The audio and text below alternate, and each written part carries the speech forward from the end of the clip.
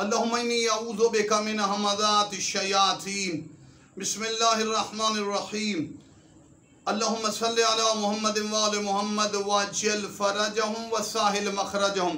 आज हम कुछ अरबी अल्फाज और कुछ इलाकों के नाम जो है उनके मानी और उनके असरात को बयान करते हैं। तो आज खुसूसन हज का मौका है, तो हम इस हवाले से बयान कर रहे हैं। पहला लफ्ज़ वादी बतहा। सरकार अबू तालिब का लक़ब है सैयदुल बतहा। ये मक्का के करीब वो वादी है जहाँ पर हुज्जाज किराम इकट्ठे होते हैं। तो इसको बतहा इसलिए कहते हैं चूँकि हाजियों का हुजूम होता है, उस हुजूम की वजह से इस बतहा को वादी बतहा कहते हैं। और इसके बादशाह जनाब अबू तालिब का लक़ब भी है।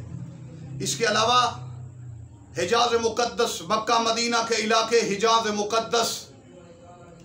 हिजाज को हिजाज इसलिए कहा जाता है कि ये तहामा और नजद के दरमियान हाजिद है, आयल है, इसीलिए इसे हिजाज कहते हैं। वहाँ की लुगत का एक माना है।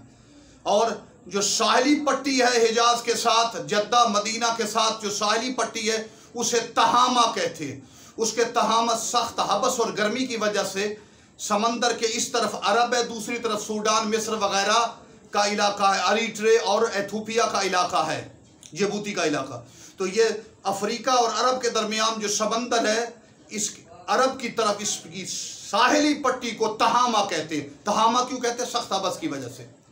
और नजद का इलाका जो रियाद आजकल कैपिटल है सऊदी अरब का, उसको नजद इसलिए कहते हैं कि वो इन इलाकों की निस्बत ऊंचा है। उस वक्त वहाँ की माली अरबी में से नजद कहते हैं। इसके अलावा नजद के साथ ओमान और मुत्तहिदा अरब अमारात और यमन के दरमियान जो सहराई इलाका है, इसे रुबउल खाली कहते हैं। इस सहरा को रुबउल खाली कहते हैं।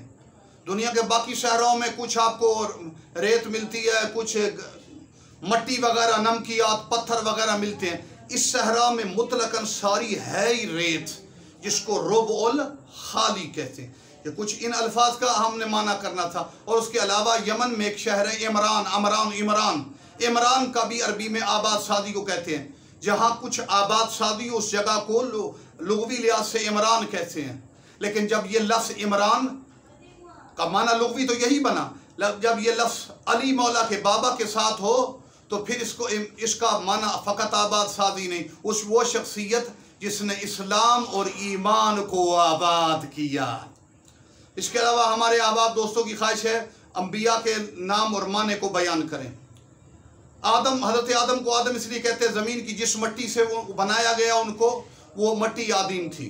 हज़रत नूह का नाम अब्दुल गफ़ार है। नूह इसलिए कहा गया कि कसरत नोहा करते से जो ज़्यादा नोहा करे उसे नूह कहा जाता है, उस नोहा कसरत की वजह से। इब्राहीम मेहरबान बाप, मूसा का माना कल हमने बयान कर दिया। उसके बाद सैयदुल अंबिया, ये हमने अंबिया के कुछ अल्फाज मानी बयान किए।